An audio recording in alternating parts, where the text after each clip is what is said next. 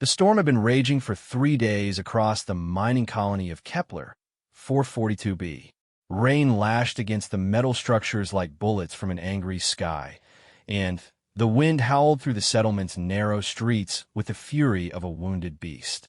Most residents had sealed themselves inside their homes, waiting for the worst weather system in decades to pass. Maya Chun pressed her face against the cold window of the orphanage's common room, watching the chaos outside. At 15 years old, she had seen plenty of storms on this frontier world, but nothing like this. Lightning split the dark sky every few seconds, illuminating the twisted wreckage of what used to be the colony's main power generator. Without it, half the settlement was running on emergency backup systems. "Get away from that window," barked Supervisor Korvac, his alien features twisted with annoyance. The Zenthri administrator had never liked humans much, and he especially disliked Maya. The glass could shatter and cut you. Then, who would pay for medical treatment? Not the colony council, I can tell you that. Maya stepped back obediently, but her eyes remained fixed on the storm. Something felt different about this one. Wrong. The other children in the orphanage huddled together near the emergency heaters, playing quiet games or reading from their tablets. Most of them were human, like Maya, but a few were from other species whose parents had died in mining accidents or starship crashes. The orphanage itself was a converted warehouse on the edge of the settlement. It wasn't meant to house children permanently, but with the ongoing war between the Galactic Federation and the Void Consortium, refugee placement had become impossible. Children like Maya had been stuck here for years, forgotten by a galaxy too busy fighting to care about orphans on remote mining worlds. "Maya," Supervisor Korvac's voice cut through her thoughts. "Stop daydreaming and help distribute the evening rations. The food processors are running at minimum power, so everyone gets half portions tonight." Maya nodded and moved toward the small kitchen area.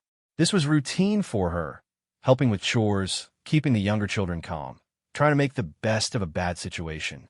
At 15, she was one of the oldest kids in the facility, which meant Korvac expected her to act like an unpaid assistant. As she ladled thin soup into bowls, Maya thought about her parents. She barely remembered them. They had died when she was 7, killed in a tunnel collapse at Mining Station Gamma. The colony record said they were good workers, but that didn't matter much to anyone now. Dead was dead, and orphans were expensive to maintain. "Maya, Maya," a small voice called out from across the room. It was Zara, a 6-year-old human girl who had arrived just 3 months ago. Her parents had been traders whose ship was destroyed by Void Consortium pirates. The lights are flickering again. Sure enough, the emergency lighting system was struggling. The backup power generator was old and poorly maintained. Maya had taught herself basic engineering by reading technical manuals in her spare time. There wasn't much else to do on this planet, and she knew the signs of system failure. "It's okay, Zura," Maya said, kneeling down to the little girl's level. "The backup generator is just working hard because of the storm. It'll hold until morning." But even as she said it, Maya wasn't sure that was true. Through the thin walls of the converted warehouse, she could hear the generator coughing and sputtering like a sick animal. If it failed completely, they would lose heat, lights, and food preservation. In a storm this violent, that could be deadly. Supervisor Korvac was in his office, probably filing reports or counting supply inventories. He never seemed worried about the children's actual welfare, only about maintaining proper documentation for the colonial authorities. Maya had overheard him talking to other administrators about budget cuts and facility closures. The orphanage was expensive to operate, and there were rumors it might be shut down entirely. "What happens to us if they close this place?" Maya had asked him once. "Not my problem," Korvac had replied. "I just manage what I'm given. Policy decisions come from above." A massive crack of thunder shook the entire building, followed immediately by a flash of lightning so bright it turned the windows white for a moment. Several of the younger children started crying, and Maya quickly moved to comfort them.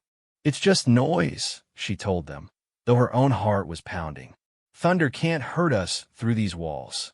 But as she spoke, another sound joined the storm's roar, a deep, rumbling vibration that seemed to come from underground. Maya frowned.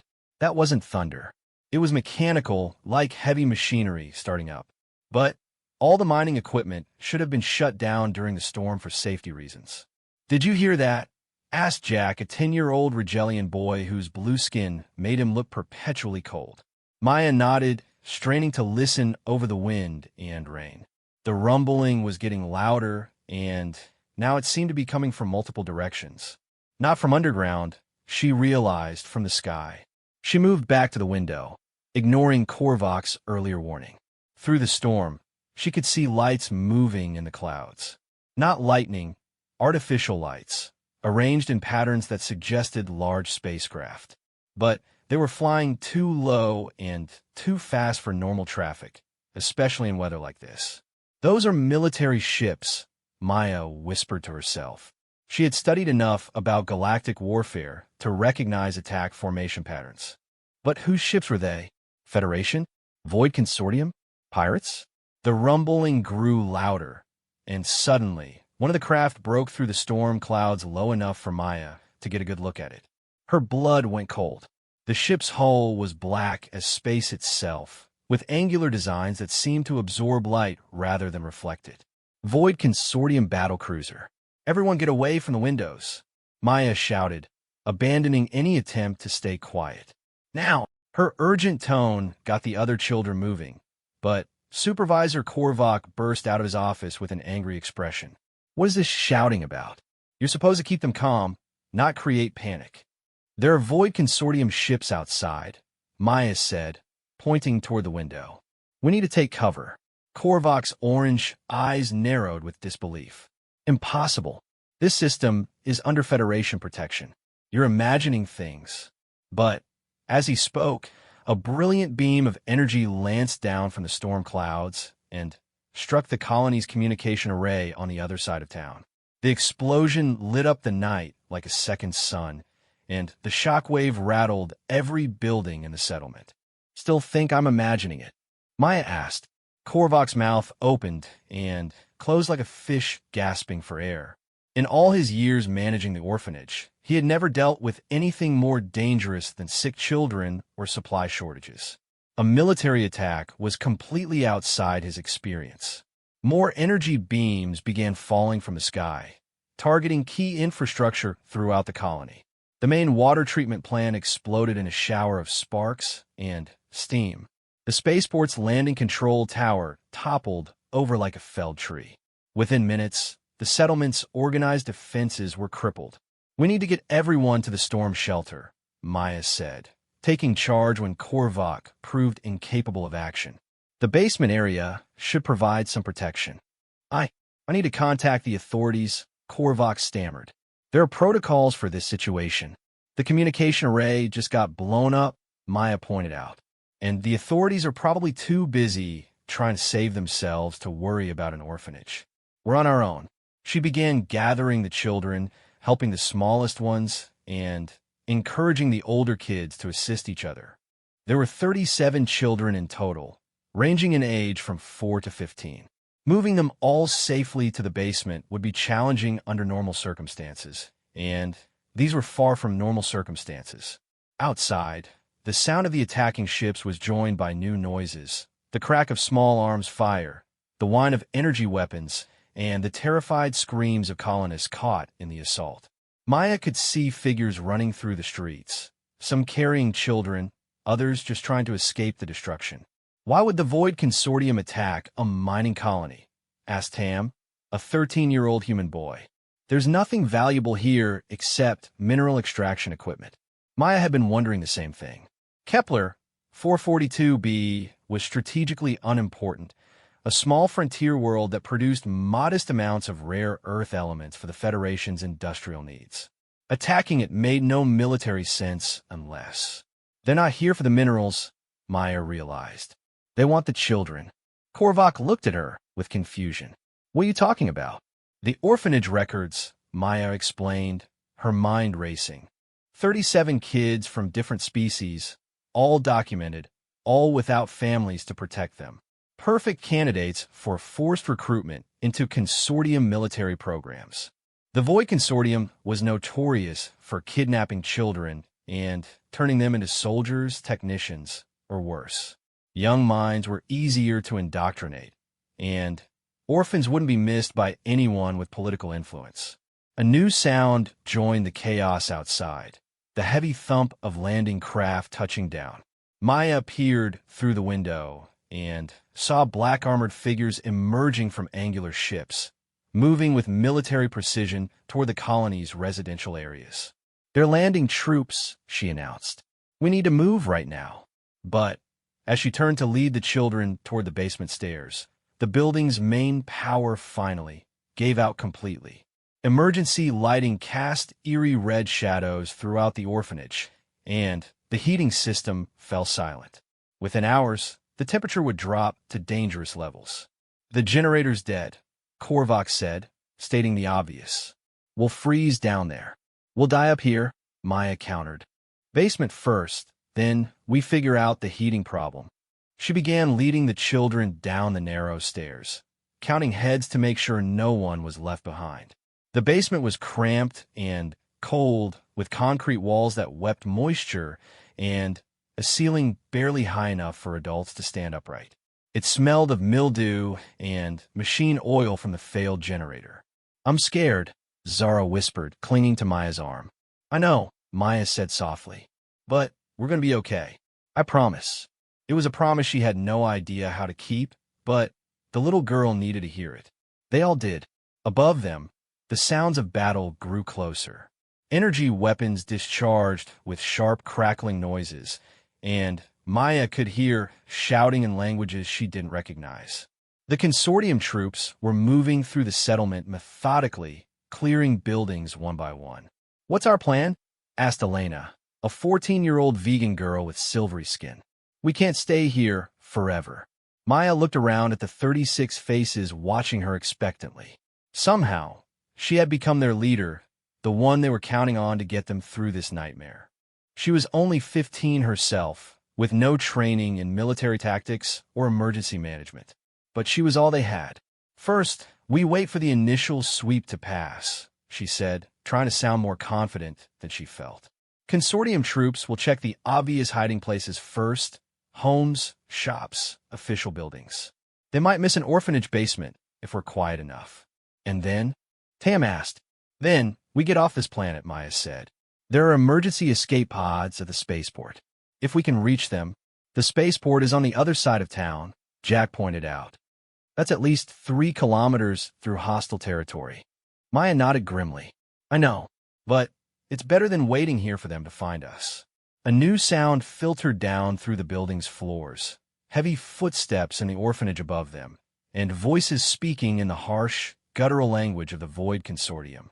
The troops had reached their building. Maya pressed a finger to her lips, signaling for absolute silence. The children huddled together in the darkness, hardly daring to breathe. Above them, they could hear furniture being overturned, doors being kicked open, and the distinctive whine of energy weapons charging up. "Search every room," a voice commanded in accented galactic standard. "Intelligence reports indicate significant numbers of juveniles at this location." Maya's heart sank. They knew about the orphanage. This wasn't a random search. It was a targeted operation. Heavy boots stomped directly overhead, and dust rained down from the ceiling. Someone was in the main dormitory, probably checking beds and storage areas. It would only be a matter of time before they discovered the basement entrance. "Stay calm," Maya whispered, barely audible even to the children pressed close beside her. "Whatever happens, don't resist. Don't give them an excuse to hurt you." But even as she said it, Maya was scanning the basement for anything that might be useful. There was old mining equipment in one corner, including a plasma cutter used for metal salvage. Not exactly a weapon, but it might serve as a distraction if needed. The footsteps above grew more systematic, and Maya realized the troops were conducting a proper military search, checking for hidden compartments and concealed entrances.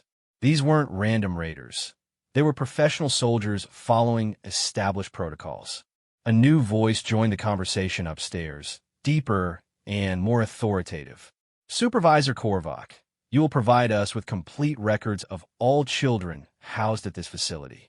Any attempt to conceal information will result in immediate termination. Maya gritted her teeth. Korvac might be incompetent and uncaring, but she hoped he would at least have the courage to protect the children under his supervision. I can't access the records, Korvac's voice replied, shaking with terror. The main computer system requires power, and the generator has failed. Then you will recall the information from memory, the consortium officer said. How many juveniles? What species? What ages? There was a long pause, and Maya held her breath. Would Korvac try to minimize the numbers? Claim that most of the children had been evacuated? Or would he simply tell the truth and hope for mercy? 37 children, Korvac said finally. Mostly human, with some Rigelian, vegan, and Centaurian individuals. Ages 4 to 15. Maya felt her shoulders slump with disappointment. Korvac had given them complete and accurate information without even being threatened. Where are they now? The officer demanded. I don't know, Korvac replied. When the attack began, the older children took charge and moved everyone to safety.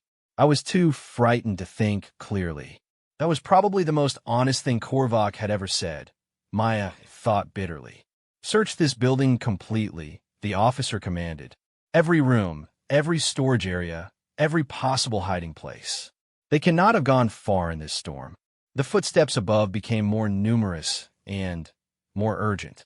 Maya could tell that additional troops had entered the orphanage, probably a full squad conducting a systematic search. It would take them perhaps 10 minutes to check the entire upper level, and then they would inevitably discover the basement entrance. We need another way out, Elena whispered urgently. Maya looked around the basement desperately. The walls were solid concrete, and the only entrance was the stairway they had used to get down here. But wait, in the far corner, behind the broken generator, she could see what looked like an old maintenance hatch. Moving carefully to avoid making noise, Maya crept over to investigate. The hatch was made of heavy metal and designed to provide access to underground utility lines. It was about 1 meter square, large enough for children to crawl through, but probably too small for adult soldiers in full combat gear. The hatch was secured with 4 manual latches, but years of moisture had rusted them badly. Maya gripped the first latch and tried to turn it. It moved slightly, but with a grinding noise that seemed incredibly loud in the enclosed space. Above them, the search was getting closer. Maya could hear individual voices now, calling out room numbers and status reports. They were being methodical and professional, which was bad news for anyone trying to hide from them. They're not on the main level, one soldier reported. Checking secondary areas now. Maya worked frantically at the rusted latches, trying to balance speed with the need for silence. The second latch came free more easily, and the third released with only minimal noise. But the fourth was completely seized with rust. Help me, she whispered to Tam and Elena. The 3 teenagers gripped the stubborn latch together and applied steady pressure. For a moment, nothing happened. Then, with a sudden snap that sounded like a gunshot in the quiet basement, the latch broke free. Everyone froze, listening to the sound from upstairs. Had the soldiers heard that? What was that noise? A voice called out. Probably just the building settling, another replied. These colonial structures aren't built to withstand this kind of weather. Maya let out a breath she didn't know she'd been holding. Moving carefully, she lifted the heavy hatch cover. Beyond it, she could see a narrow tunnel leading away from the building. The air that flowed out was cold and damp, carrying the smell of earth and metal. Where does it lead? Zara asked in a tiny voice. I don't know, Maya admitted, but it's better than staying here. She turned to address all the children. We're going to crawl through this tunnel. Stay close together, and don't make any noise until we're far away from the building. The smallest children go first, then the bigger kids. I'll go last to make sure everyone gets through safely. What about Supervisor Korvac? Jack asked. Maya paused. She didn't like Korvac much, but leaving him to face the consortium soldiers alone felt wrong. On the other hand, He had already given the soldiers accurate information about the children. Bringing him along might just slow them down. He made his choice when he cooperated with them. She said finally, "Our job is to protect each other." One by one, the children began crawling into the maintenance tunnel. It was slow going, the space was cramped, and the youngest kids needed help navigating in the darkness. Maya counted each child as they disappeared into the tunnel, keeping track to ensure no one was left behind. Above them, the sounds of searching continued. Doors slammed, furniture scraped against floors, and voices called out status reports. The soldiers were being thorough, but so far they hadn't discovered the basement entrance. 28, 29, 30. Maya counted. Almost everyone was through now, with just the oldest children remaining. That's when they heard the sound no one wanted to hear. Heavy footsteps on the basement stairs. Basement level, a soldier's voice called out. Beginning search now. Elena was halfway into the tunnel entrance, but she froze when she heard the soldiers descending. Maya made a quick decision and pushed her forward. "Keep going," she whispered urgently. "Don't stop." Tam was next, and he scrambled into the tunnel with desperate speed. That left Maya alone in the basement as armored figures appeared at the bottom of the stairs, their helmet lights cutting through the darkness like sword blades. "Contact," one of them shouted. "Single juvenile in the basement." Maya ran for the tunnel entrance, but she knew she wouldn't make it in time. The soldiers raised their weapons. Not to kill her, she realized, but to stun her into unconsciousness for easy capture. Just as energy beams lanced across the basement where she had been standing, the entire building shook with a massive impact from outside. The lights on the soldiers' helmets flickered, and dust rained down from the ceiling. "What the hell was that?" one of them demanded. Through the basement windows, Maya could see an orange glow spreading across the storm-torn sky. Something large was burning near the center of town, and the sounds of battle had intensified dramatically. "Command, this is Search Team 7. One soldier spoke into his communication device. "We've got some kind of major explosion in Sector 4. Request immediate backup." -7, came the reply. "All units fall back to the landing zone. We've got incoming hostiles on long-range sensors." Maya didn't understand what was happening, but she recognized an opportunity when she saw one. As the soldiers hesitated, torn between capturing her and following their orders to retreat, she dove headfirst into the maintenance tunnel. Energy beams sizzled through the air behind her, but the tunnel entrance was too small for the soldiers to follow easily. Maya scrambled forward on her hands and knees, following the faint sounds of movement ahead of her where the other children were making their escape. Behind her, she could hear frustrated shouting and the sound of soldiers trying to force their way into the tunnel entrance. But their combat gear made them too bulky to fit, and after a few moments, the sounds of pursuit faded away. The tunnel seemed to go on forever, a narrow concrete pipe that carried them beneath the orphanage and out toward the edge of the settlement. Maya's knees and palms were scraped raw from crawling over the rough surface, but she kept moving forward, following the whispered voices of the children ahead. Finally, after what felt like hours but was probably only 20 minutes, Maya saw light ahead. Real light, not the harsh glare of military equipment, but the soft glow of flames. She emerged from a drainage outlet at the edge of the colony's industrial district, where Elena and Tam were helping the younger children climb out of the tunnel. "Is everyone here?" Maya asked, doing another quick head count. "Everyone except you," Elena confirmed. "What happened back there?" Maya looked back toward the town center, where several large fires were burning despite the ongoing storm. The sounds of battle had died down somewhat, but she could still see military ships moving through the clouds above. "I think the consortium got more than they bargained for," she said. "Something's fighting back." As if to confirm her words, a massive shape descended through the storm clouds.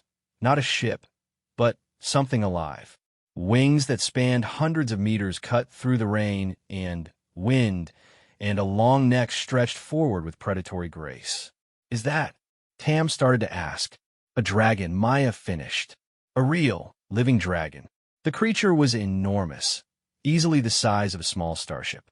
Its scales seemed to shift and change color in the firelight, sometimes appearing deep red, sometimes golden, sometimes black as the space between stars. As Maya watched in amazement, the dragon opened its massive jaws and breathed a stream of fire that engulfed an entire consortium landing craft. The enemy ship's shields flared and failed under the assault, and the craft itself began to melt like plastic in a furnace. Other consortium vessels turned their weapons on the dragon, but their energy beams seemed to have little effect against its armored hide. "I didn't know there were dragons on this planet," Zara said in wonder.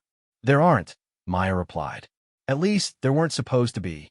The planetary survey never mentioned any intelligent life forms." But as she watched the magnificent creature tear through the consortium attack force with claws, fire, and pure physical power, Maya began to understand that there was much more to Kepler 442b than anyone had realized. And perhaps, just perhaps, the children's desperate situation was about to change dramatically. The dragon's roar echoed across the storm-swept landscape, a sound of ancient fury and protective rage that made even the thunder seem quiet by comparison.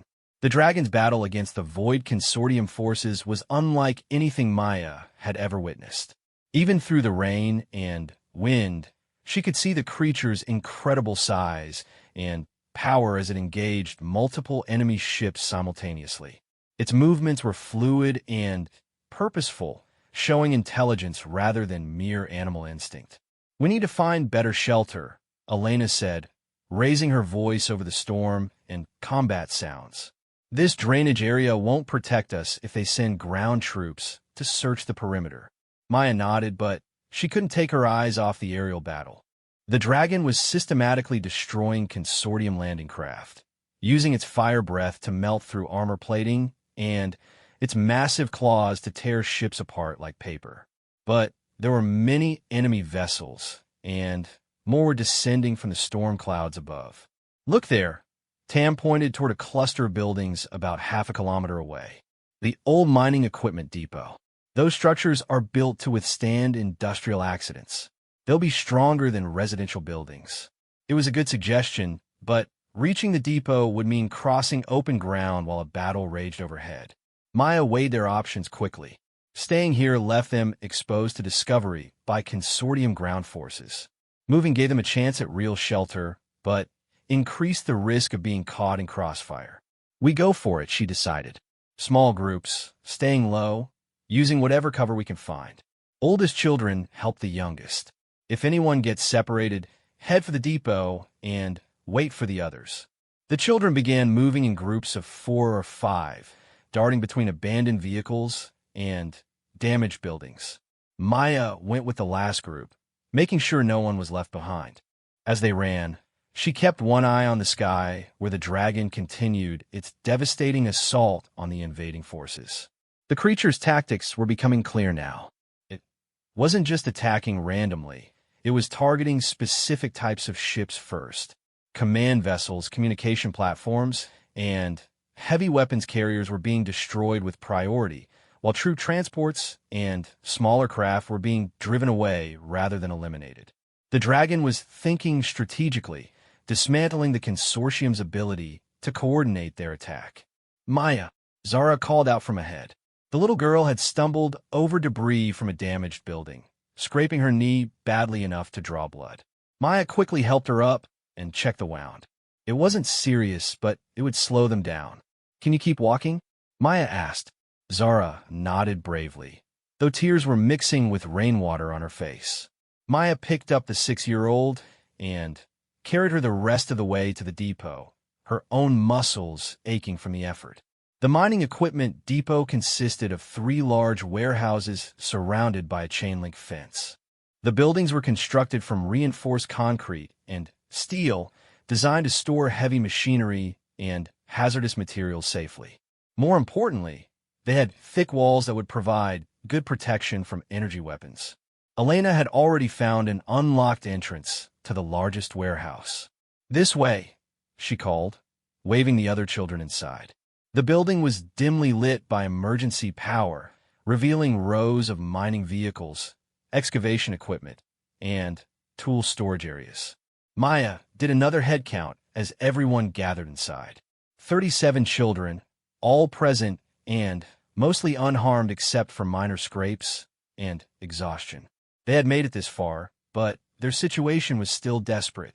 Food and water are going to be problems, Tam pointed out. We left the orphanage without any supplies.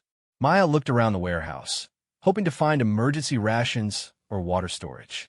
Instead, she discovered something much more interesting: a communication console built into the depot's administrative office. If it was still functional, they might be able to contact the outside world. "Elena, can you help me with this?" Maya called, approaching the console. The older girl had always been good with technology. Elena examined the equipment with practiced eyes. It's an old mining company system, but it should be able to reach orbital communication satellites. The question is whether any satellites are still functioning after the attack. While Elena worked on the communication system, Maya continued exploring the warehouse. In a storage room near the back, she found exactly what they needed: emergency supply caches intended for miners who might get trapped underground during cave-ins or equipment failures. The supplies included water purification tablets, high-energy food bars, basic medical supplies, and even some portable heating units. Enough to keep 37 children alive for several days, maybe longer if they were careful. "Maya, come look at this," Elena called from the communication console. She had managed to get the system online, and the main display was showing multiple active channels. "What am I looking at?" Maya asked.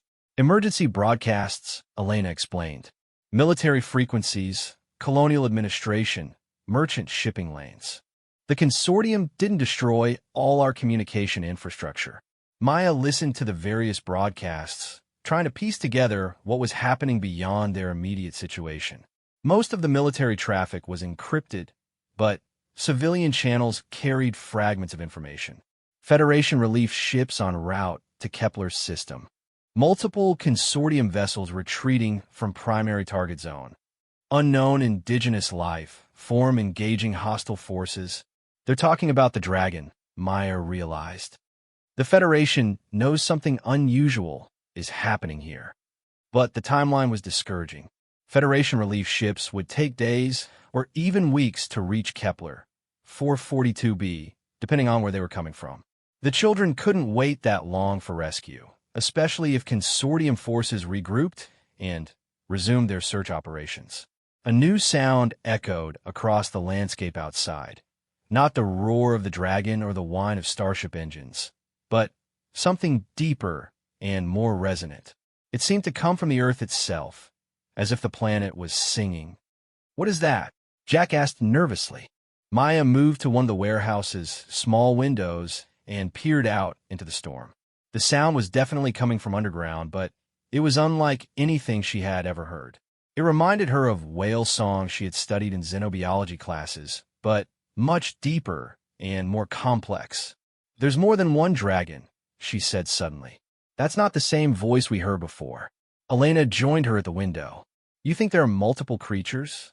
"I think we've stumbled into something much bigger than a simple mining colony," Maya replied. "The planetary survey teams either missed something major, or they deliberately concealed it." As if responding to her words, the warehouse lights suddenly brightened as external power was restored. Through the windows, Maya could see that emergency lighting was coming back online throughout the depot complex. How is that possible? Tom wondered. The main power grid was destroyed in the first wave of attacks. Maya felt a chill of realization. It's not our power grid. Something else is providing the energy.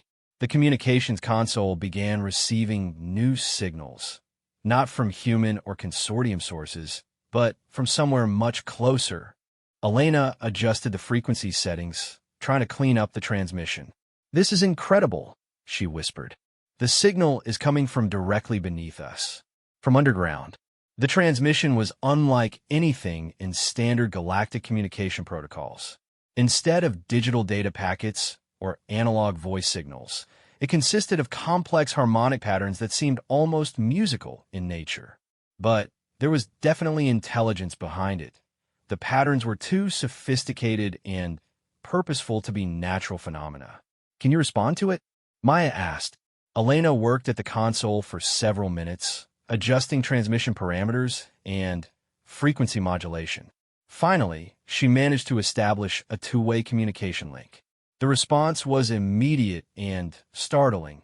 The harmonic patterns changed, becoming simpler and more rhythmic, as if the sender was trying to adapt its communication style for their equipment. "It's learning," Elena said in amazement. "Whatever's down there is figuring out how to talk to us." The patterns continued to evolve, gradually becoming more recognizable as attempts at language. Maya found herself listening with growing excitement as the alien communication slowly shifted towards something resembling galactic standard phonemes. "Hello, small ones." The words were distorted and heavily accented, but clearly understandable. Maya grabbed the communication microphone with trembling hands. "Hello," she replied. "Can you understand us?" "Yes, understanding grows. You are in danger." Maya's heart raced. Not only was there intelligent life on Kepler 442b, but it was aware of their situation and potentially willing to help. "We are 37 children," she said clearly. "Human and other species. We're hiding from enemy soldiers who want to capture us. Known to us, the dark ships seek young ones for terrible purposes. This cannot be permitted." "Are you the ones fighting the ships outside?" Maya asked. "We guard this world, have guarded for thousands of years." The survey teams were told to forget what they found. Maya felt pieces of a larger puzzle clicking into place. The original planetary surveys had discovered the dragons, but someone had classified that information and ordered it concealed. Kepler 442b had been deliberately misrepresented as an uninhabited world suitable for human colonization. "Why was it kept secret?" she asked. "Your kind fears what it cannot control, but young ones are different. Young ones learn, can grow, can become her." The communication was interrupted by a massive impact somewhere above them, followed by the screech of tearing metal. Maya looked up at the warehouse ceiling, expecting to see damage, but the building remained intact. "The battle's not over," Elena said, monitoring other communication frequencies. "More consortium ships are arriving. We will protect, but small ones must come to safe place below ground where the dark ships cannot reach." Maya considered the offer carefully. Trusting an unknown alien species was risky, but staying on the surface while a battle raged overhead was clearly more dangerous. "How do we reach you?" she asked. "There's a way in the deep place beneath. The mining shafts follow the warm currents we will guide." The communication console displayed a new signal, a directional beacon pointing toward the colony's main mining complex, about 2 kilometers from their current location. But getting there would mean crossing the most heavily damaged part of the settlement, where consortium ground forces were likely still operating. "It's too dangerous," Jack protested when Maya explained the situation to the other children. "We should wait here for Federation relief ships." "Relief ships that might take weeks to arrive," Maya countered. "And assuming the consortium doesn't find us first." She looked around at the 36 faces watching her, ranging from frightened 4-year-olds to teenagers trying to act braver than they felt. The decision was enormous, and whatever choice she made would affect all their lives. "I think we should trust them," Elena said quietly. "The dragons, or whatever they are, they're fighting to protect this world. They could have ignored the consortium attack, but they chose to intervene. And they could have just communicated with the colonial government directly," Tam added. "Instead, they're reaching out to us specifically. That suggests they have reasons to trust children more than adults." Maya thought about her own experiences with adult authority figures. Supervisor Korvac had abandoned them at the first sign of danger. Colonial administrators had treated the orphanage as a budget line item rather than a place where real children lived. Even well-meaning adults seemed to see kids as problems to be managed rather than people with their own thoughts and capabilities. "Your kind fears what it cannot control, but young ones are different. The alien words echoed in her mind. Maybe the dragons understood something about human nature that humans themselves had forgotten. We go, Maya decided. But we move carefully in small groups, and if anyone feels unsafe about the situation, we turn back. This is a group decision. Everyone has to agree. One by one, the children voiced their agreement. Even the youngest ones seemed to understand that staying hidden in the warehouse was only a temporary solution. Elena printed out maps of the mining complex from the depot's computer system, while Maya organized the children into movement groups. The emergency supplies were distributed evenly, with older kids carrying extra food and water for the younger ones. The mining complex has underground access tunnels, Elena explained, studying the maps. If we can reach the main shaft without being detected, we should be able to get below ground safely. Maya nodded, but she was thinking about more than just physical safety. If the dragons were telling the truth about guarding the world for thousands of years, then humans had been living on Kepler 442b without realizing they shared it with an ancient and powerful species. The implications were staggering. Maya, Zara tugged at her sleeve. Are the dragons really going to help us? Maya knelt down to the little girl's eye level. I think they are, Zara. They've been fighting the bad ships to protect everyone on this planet. Are they scary? Maya thought about the magnificent creature she had seen breathing fire across the storm-torn sky, destroying enemy ships with casual power that dwarfed anything in human technology.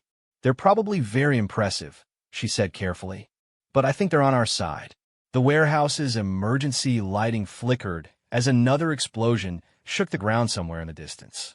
Through the windows, Maya could see more fires burning throughout the colony, and the shadows of aircraft still moving through the storm clouds.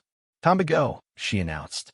Remember, small groups, stay low, help each other, and if we get separated, meet at the mining complex's main entrance. As the children prepared to leave their temporary shelter, Maya felt the weight of responsibility settling heavily on her shoulders. She was leading 36 other children into unknown danger, trusting the words of aliens they had never seen, in the hope that ancient guardians would prove more reliable than human adults. But as she watched the dragon's distant silhouette tear through another wave of consortium attackers, she felt a strange sense of rightness about their choice. For the first time since the attack began, they weren't just hiding and hoping to survive. They were taking action, making decisions, choosing their own path forward. Let's go meet some dragons, Maya said, and led the way into the storm. The journey to the mining complex became a deadly game of hide and seek across a war-torn landscape. Maya led the first group of children through the industrial district, using damaged buildings and abandoned vehicles for cover. The storm continued to rage overhead, but now the natural thunder was joined by the artificial lightning of energy weapons and the roar of spacecraft engines. Elena's map proved invaluable as they navigated through sectors they had never seen before. The mining complex was in the oldest part of the colony, where the original survey teams had established their first operations 15 years ago. The buildings here were more solid, but also more damaged from years of heavy industrial use. Consortium Patrol, 2 blocks ahead, Tam whispered urgently, pointing toward a squad of black-armored soldiers moving systematically through the area. Maya quickly led her group into the ruins of what had once been a processing plant. The building's roof was partially collapsed, but the heavy concrete walls provided excellent concealment. Through a gap in the debris, she could watch the enemy soldiers as they checked each building along the patrol route. The consortium troops were being methodical and professional, but Maya noticed they were also being careful not to venture too far from their established positions.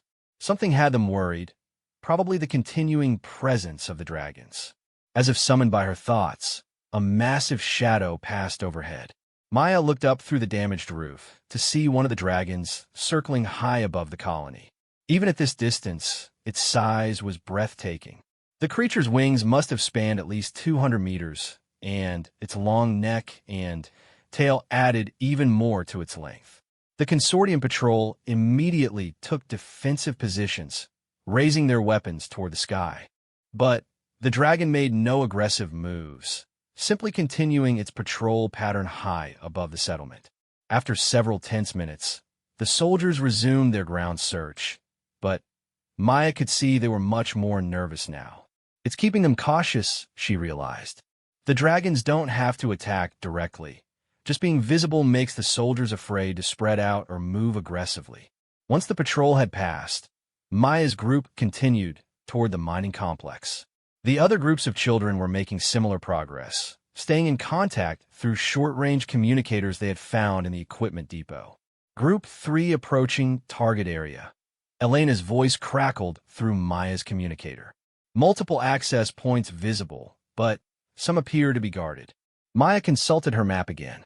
The mining complex had been built around 3 primary shaft entrances, with numerous smaller access tunnels scattered throughout the area.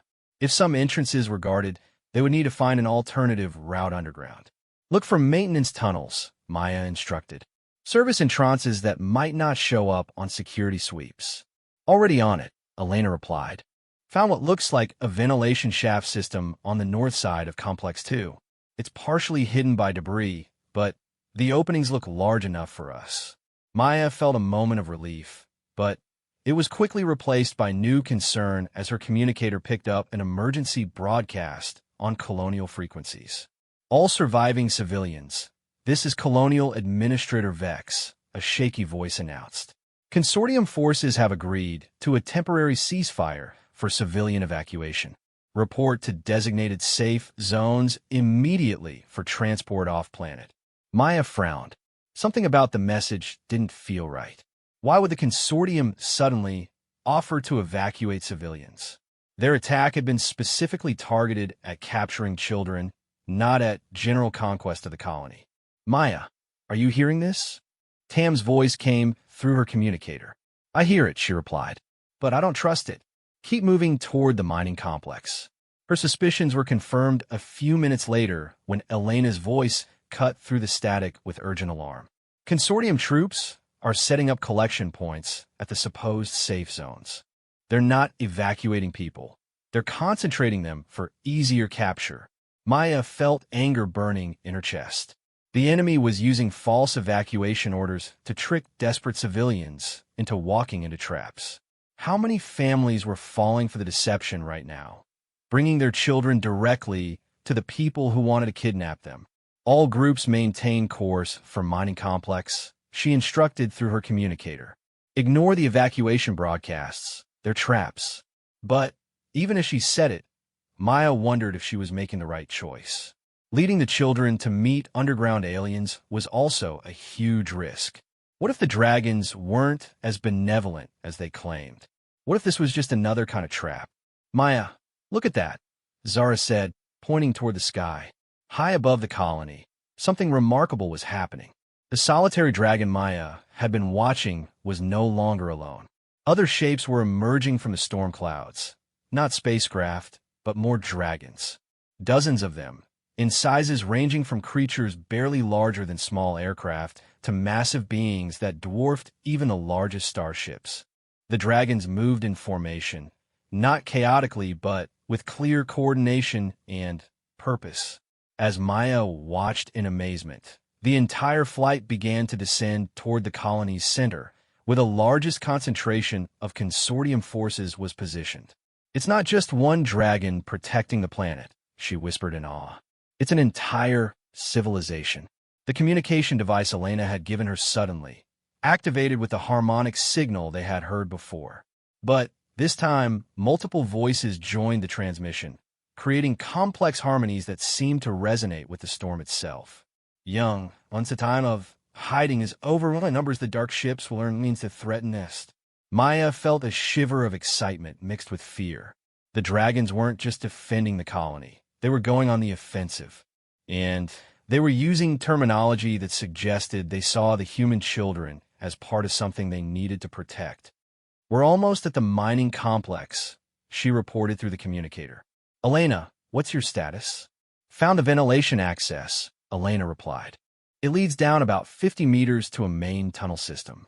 The route looks clear, but, Maya, you need to see what's down here. What do you mean? Just get here as fast as you can.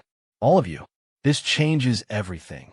Maya gathered her group and moved quickly toward Elena's position, dodging between mining equipment and storage buildings. The sound of battle was intensifying overhead as the dragons engaged the consortium forces in earnest, but Maya's attention was focused on reaching their underground rendezvous. Elena had found a ventilation shaft behind a pile of collapsed scaffolding. The opening was about 2 meters square, with metal rungs leading down into darkness. Emergency lighting flickered far below, suggesting the tunnel system was still partially powered.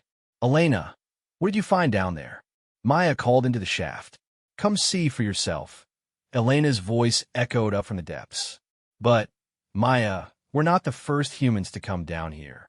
Maya felt her heart skip. What did that mean? She quickly organized the children into descent groups, making sure the youngest ones were helped by older kids. The climb down was longer than expected. The shaft seemed to go much deeper than 50 meters.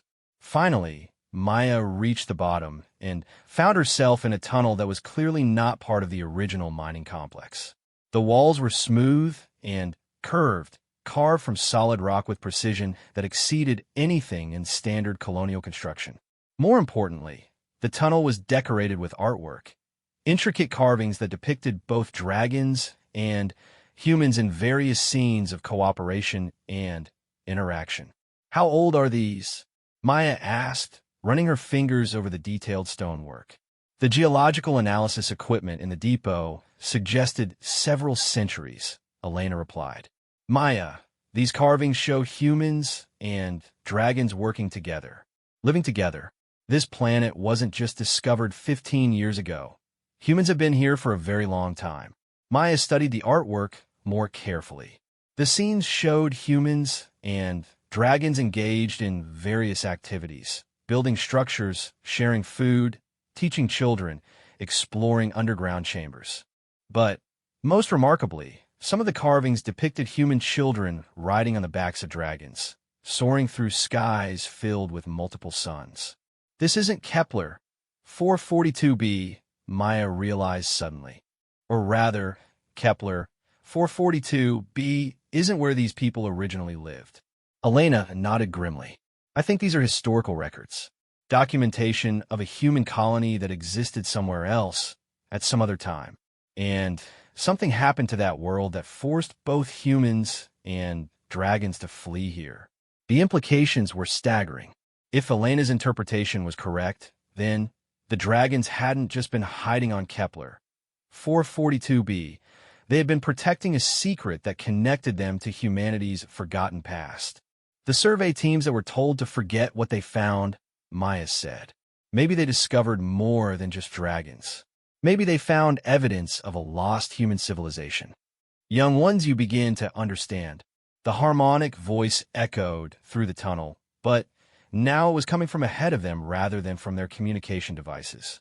Maya looked down the tunnel and saw a soft, warm light approaching. They're coming, she told the other children. Stay calm, stay together, and remember, they've been protecting this world for thousands of years. The light grew brighter, and Maya began to make out the source. It wasn't artificial illumination.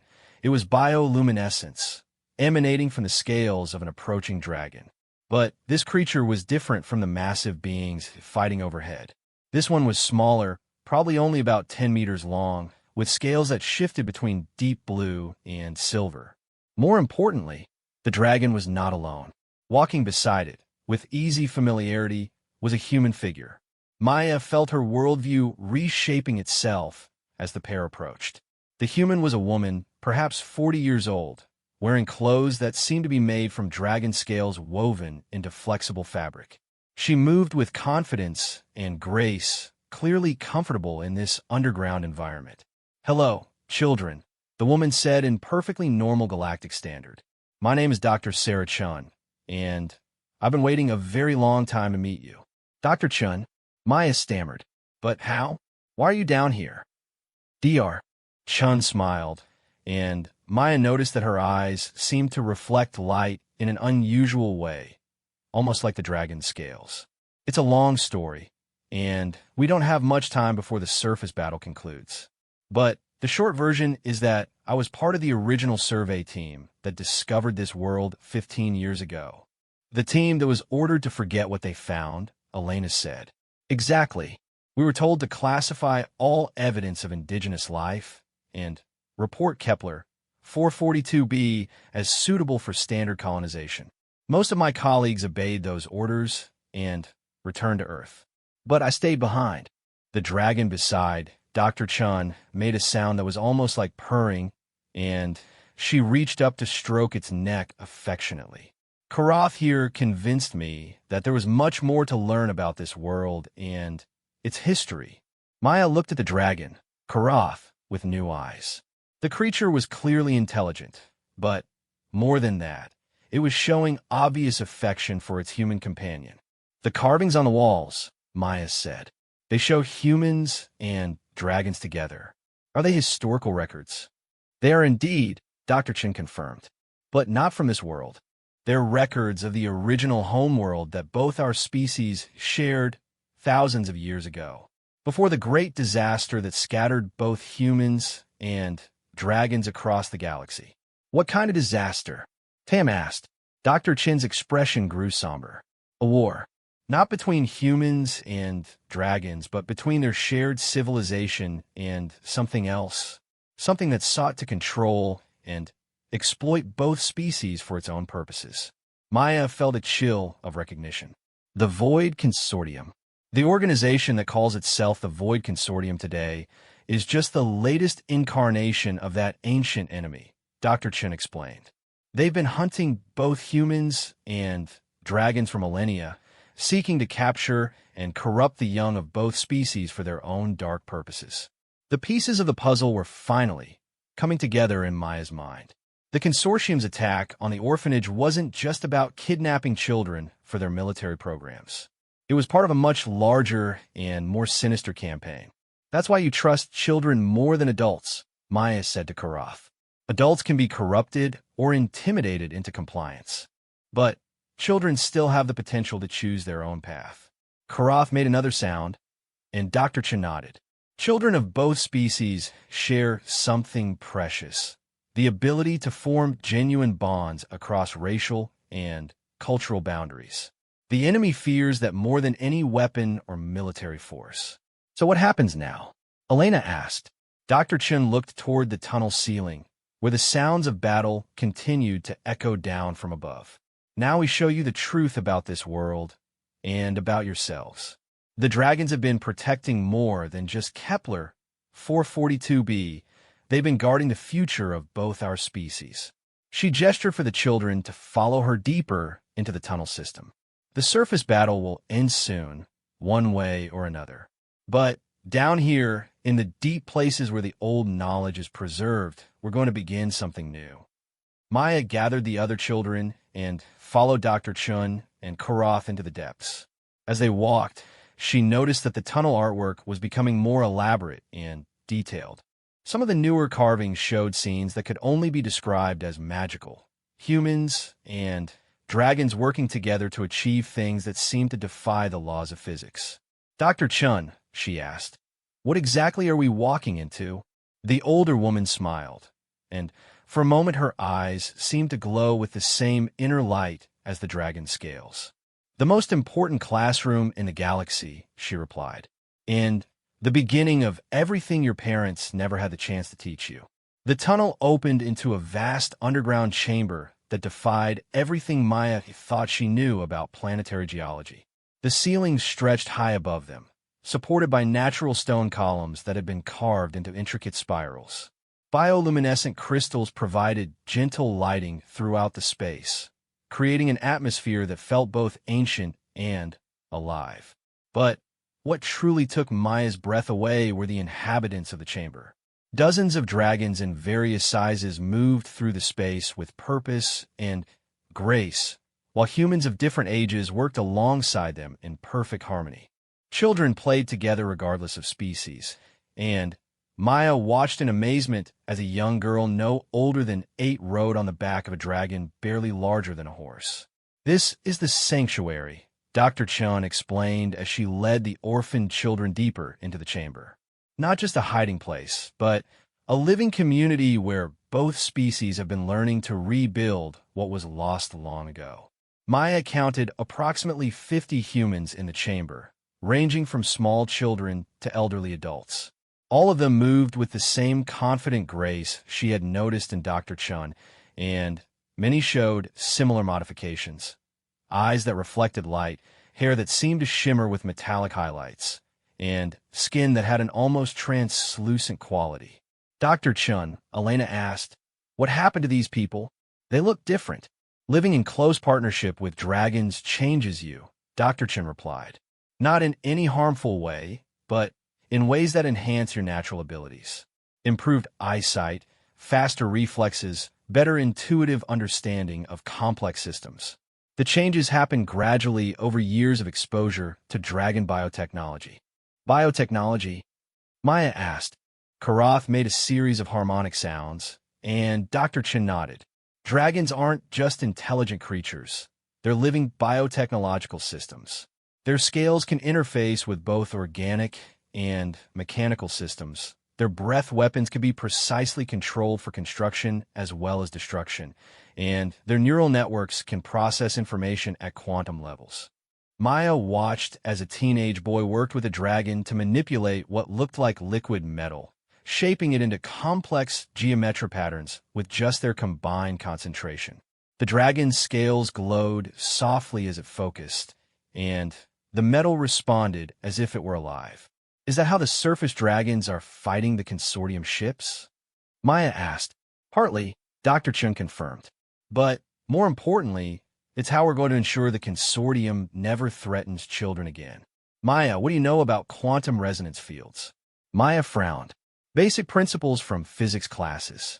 Quantum entanglement allows instantaneous communication across unlimited distances, but it requires specially prepared particles and massive energy expenditures."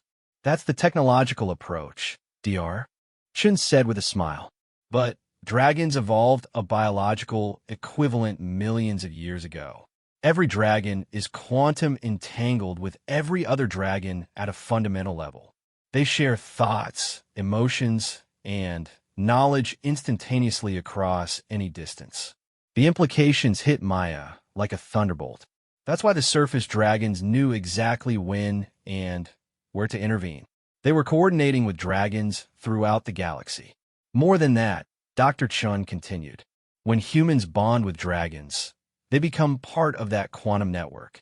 Every human-dragon partnership throughout the galaxy shares information and coordinates responses to threats. Elena was staring at the scene around them with growing understanding. The lost civilization from the wall carvings. They weren't destroyed, they're still out there, connected through the dragon network. Exactly. And now the network has become aware of 37 children who have demonstrated courage, loyalty, and the ability to make difficult decisions under extreme pressure. Children who chose to trust rather than fear, to protect rather than abandon each other. Maya felt a strange sensation, as if something was gently touching her mind from the outside. It wasn't unpleasant, more like a warm breeze carrying distant music. Looking around, she saw that the other children were experiencing similar sensations. "They're evaluating us," she realized. "Not evaluating," Dr. Chun corrected. "Inviting." The Dragon Network doesn't judge or test people. It simply recognizes those who are ready for partnership and offers them a choice. A new dragon approached their group, this one larger than Karath, with scales that shifted between deep purple and gold. As it drew near, Maya felt the mental sensation growing stronger, and suddenly she could hear something that wasn't quite a voice, but wasn't quite music either. "Hello, young leader. I am Ashkelon. I have been waiting for you." Maya realized that the communication was happening directly in her mind, without any external sound. The experience was startling, but not frightening. It felt natural, like finally being able to hear a frequency that had always been present, but previously undetectable. Waiting for me, specifically, Maya thought back. Waiting for a human child who would choose to protect others rather than herself, who would make difficult decisions without adult guidance, who would trust in the face of the unknown. The network has been searching for such individuals for many years. Around Maya, she could see that other children were having similar conversations with different dragons. Each pairing seemed natural and inevitable, as if the dragons had been specifically chosen to complement the children's individual personalities and abilities. "What are you offering us?" Maya asked Ashkelon. "Partnership, growth, the chance to become more than either of our species could be alone, and the power to ensure that no child, human or dragon, will ever again face the terrors that the ancient enemy brings." Maya thought about her experiences over the past day. The attack on the orphanage, the desperate flight through storm-torn streets, the decision to trust unknown aliens. She had been forced to become a leader when all the adults around her had failed or abandoned their responsibilities. What would partnership mean practically, she asked. Images and concepts flowed into Maya's mind, showing her possibilities she had never imagined. Flying through space without a starship, communicating instantly across galactic distances, working with both biological and technological systems in ways that transcended traditional scientific understanding. But, more importantly, she saw images of other human-dragon partnerships throughout the galaxy. Teams that investigated threats to both species, that rescued endangered children from hostile forces, that built new communities where cooperation replaced competition. "You would become protectors," Ashkelon explained. "Guardians of the innocent. Champions of those who cannot defend themselves." Maya looked around at the other children. Zara was talking quietly with a dragon barely larger than she was, both of them glowing softly with shared bioluminescence. Elena was examining complex mathematical equations that seemed to be appearing in the air around her, and her dragon partner, Tam, was learning to manipulate metals with focused thought. "This is what humans were always meant to be, isn't it?" Maya asked. "Not alone, but partnered with dragons." "Not meant," Ashkelon corrected. "Chosen to be. Your species and ours developed independently, but we chose to grow together. The ancient enemy sought to prevent that growth, to keep both species isolated and vulnerable. They succeeded for thousands of years. But not anymore. Not if young leaders like yourself choose to rebuild what was lost." Maya thought about Supervisor Korvac, about the colonial administrators who had treated children as budget line items, about the Federation officials who were too slow to protect the people they were supposed to serve. Adults seemed to lose something as they aged, not intelligence or compassion, but the ability to see possibilities beyond existing systems.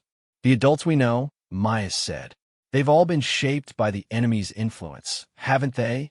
Trained to think in terms of limitation and control rather than growth and cooperation." "Many have," Ashkelon agreed. "But not all. Dr. Chun chose to grow beyond those limitations. Other adults throughout the galaxy have made similar choices. Age does not prevent partnership. Only the rigid thinking that your society has mistaken for maturity." Above them, the sounds of battle had changed. Instead of the chaotic noise of combat, Maya could hear something that sounded almost like celebration. Dragon roars that seemed joyful rather than aggressive. "The surface battle is over," Dr. Chun announced to the chamber. "The consortium forces have been completely routed. Not destroyed. We don't believe in unnecessary violence, but sent away with a very clear understanding that this world is protected." A cheer went up from the humans in the chamber, and Maya felt a wave of satisfaction flowing through the dragon network. But Ashkelon's mental voice carried a note of caution. "This victory is only the beginning. The ancient enemy has many faces and operates throughout the galaxy. Individual battles can be won, but the larger war requires long-term commitment and cooperation." Maya understood. What they were being offered wasn't just adventure or power. It was a lifetime commitment to protecting others and fighting against forces that sought to corrupt or control the young of both species. How many other worlds have communities like this? Maya asked. 17 confirmed, Ashkelon replied. 3 more being established. The network grows slowly because partnerships cannot be forced or rushed. They must develop naturally based on trust and mutual respect. And the children here, do we all have to make the same choice? Each child must choose for themselves. Some may choose partnership immediately. Others may need time to grow and learn before making such a commitment. Still others may choose different paths entirely. There is no judgment, only opportunity. Maya looked around the chamber again, watching humans and dragons working together with seamless cooperation. It was beautiful, but it was also a complete departure from everything she had known about human society. If we choose partnership, Maya asked, can we ever go back to normal human communities? You can visit and interact with any community you choose, Ashkelon explained. But once you have experienced the full potential of human-dragon cooperation, most partners find traditional human society limiting. You will have grown beyond the artificial constraints that your current civilization mistakes for normal existence. It was a big decision, perhaps the biggest of Maya's life. But as she thought about it, she realized that she had already been making similar choices throughout the past day. Every time she had chosen to help others rather than save herself. Every time she had trusted her intuition over adult authority. Every time she had seen possibilities where adults saw only problems. I want to try, Maya said finally. Not just for myself, but for all the other children like us, orphans and outcasts, kids whose potential is being wasted by adults who can't see past their own limitations. Ashkelon's pleasure flowed through the mental connection like warm sunlight. Then we begin. Place your hand on my scales and open your mind to new possibilities. Maya reached out and touched the dragon's neck. The scales felt warm and seemed to pulse with their own heartbeat. As soon as she made contact, the world exploded into new dimensions of sensation and understanding. She could suddenly feel the quantum network stretching across the galaxy. Thousands of human-dragon partnerships connected by bonds stronger than space or time. She could sense other battles being fought on distant worlds, other children being rescued from dark forces, other communities being built on principles of cooperation and mutual growth. But most importantly, she could feel her own potential expanding beyond anything she had ever imagined. Not just enhanced physical abilities, but enhanced consciousness, the ability to see patterns and connections that had always been there, but invisible to unmodified human perception. Welcome to the network, Maya Chen, Ashkelon said, and Maya realized that her last name was no coincidence. Welcome to your true family. As the bonding process continued, Maya felt herself becoming something new, still human, but human as the species was meant to be when not constrained by artificial limitations. Around her, she could sense the other children making their own choices, each one adding their unique strengths to the growing network. The storm above had ended, but the real adventure was just beginning. 3 months had passed since the battle for Kepler, 442b, and Maya barely recognized the world around her. The mining colony had been transformed into something unprecedented, a joint human-dragon settlement that served as both a thriving community and a training center for new partnerships. The surface structures had been rebuilt using dragon biotechnology, creating buildings that seemed to grow from the earth itself rather than being imposed upon it. Streets flowed like rivers between structures that could reshape themselves as needed, and the entire settlement was powered by a network of crystal formations that the dragons had cultivated in harmony with the planet's natural energy systems. Maya stood on the observation deck of the central spire, watching as new groups of children arrived daily. Word had spread through underground networks throughout the galaxy, not through official channels, which were still controlled by governments that feared what they couldn't understand, but through the quantum dragon network that connected communities of free humans across dozens of worlds. Another transport incoming. Elena reported from her position at the communication console. Her own partnership with a silver-scale dragon named Seraphim, had enhanced her technical abilities to levels that made standard Federation technology seem primitive by comparison. Maya focused her enhanced senses on the approaching spacecraft. Through her bond with Ashkelon, she could perceive details that would have been invisible to unmodified humans. The emotional states of the passengers, the quantum signatures of their life force patterns, even the potential for partnership compatibility with dragons in the sanctuary below. 43 children, Maya reported. Various species, ages ranging from 6 to 16. They've been traveling for weeks from the Rigel system. Refugee situation? Elena asked. Worse, corporate exploitation scenario.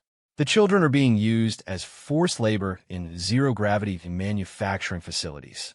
A human-dragon partnership team from the Vegas sanctuary extracted them during a coordinated operation.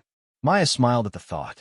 Human-dragon partnerships had proven to be incredibly effective at rescue operations, combining human flexibility and creativity with dragon power and quantum coordination.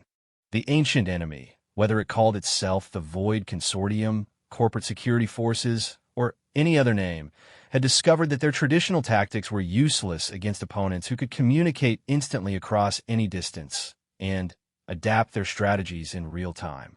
Maya, Ashkelon's mental voice, carried a note of affectionate amusement. You're developing what humans call a superiority complex. Maya laughed both audibly and through their mental connection. Can you blame me? 6 months ago, I was an orphan with no future, and now I'm part of a galactic network of protectors. Pride in growth is healthy, Ashkelon agreed. But remember that not every human will choose our path. Many prefer the limitations of traditional society, and their choice must be respected. Maya nodded, though she still struggled to understand why anyone would choose limitation over growth. Through the Dragon Network, she had experienced the joy of flight without spacecraft, the satisfaction of healing both biological and mechanical systems with focused thought, and the deep peace of minds joined in perfect cooperation. But she had also learned that forced evolution was exactly what the ancient enemy practiced. The difference between partnership and domination lay in preserving the right to choose. The incoming transport settled onto the landing field with barely a whisper of displaced air. Dragon biotechnology had revolutionized spacecraft design just as it had transformed everything else.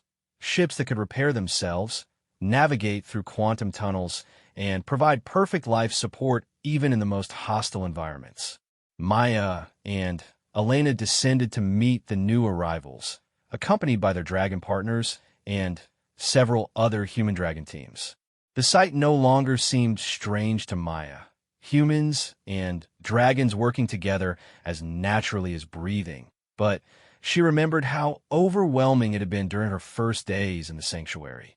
The children emerging from the transport showed all the classic signs of exploitation survivors. Hollow eyes, protective postures, and the kind of hypervigilance that came from months or years of never being truly safe. Maya's heart ached for them, remembering her own feelings of helplessness during the attack on the orphanage. Welcome to Kepler, 442b, Maya said to the group. My name is Maya, and this is my partner Ashkelon. You're safe now. A teenage boy near the front of the group looked up at Ashkelon with a mixture of fear and wonder. Is it true that dragons can read minds? Not read, Maya explained gently. Communicate, but only when both sides choose to participate. Your thoughts are private unless you decide to share them. She had learned to answer this question carefully. Many of the rescued children had been subjected to mental manipulation or forced neural interfaces, making them terrified of any form of psychic contact. Trust had to be rebuilt slowly and carefully. Dr. Chun emerged from the transport, now serving as liaison between the various sanctuary worlds.